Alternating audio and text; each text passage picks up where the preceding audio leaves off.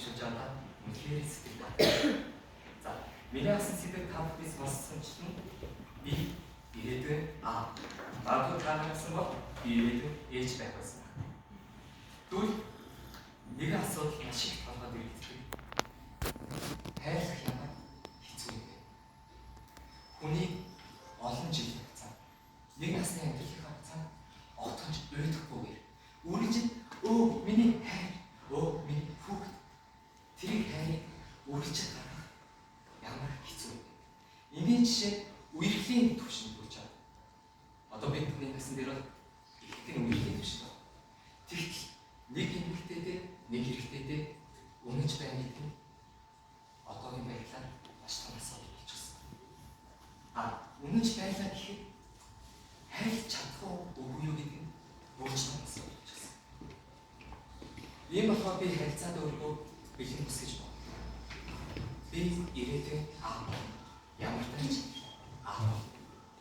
тэгвэл би хэрхэн айл эмэгтэй хүний өөрийн гаргаж ирсэн ааваа гэж бодож би жоохон хайрлаж чадах юм бэ? Түл нэг жишээ авч үзье. За энэ цуучаа Батэрдэн аав гэж бодъё. Тийм цуучаа Дулгарчаа гэж ээж нь гэж бодъё.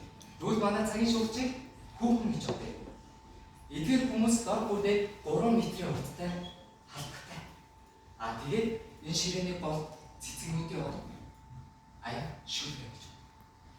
Хэрхэн тэд нар хооллохгүй. Хэрвээ тэдгээр хүмүүс нэгийг хайрлах чаддгүй бол 3 метрийн хавцаараа бидч. Тэгвэл холбоо хамгаалтаар нэгийг хайрлаж 3 жил тогтолцоо бүрдүүлснээр нэгэндээ хооллож өгч чаддаг. Тэгвэл би хэрхэн ирээдүйд болж чаддаг. Өгч чаддаг, авч чаддаг.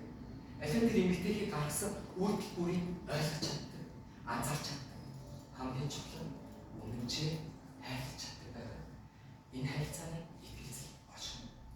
Итгэл гэдэг яг л цаас шиг гэж байдаг. Энэ цаасыг бацаад тавихад хүний итгэлийг алдсан тавих гэж байна.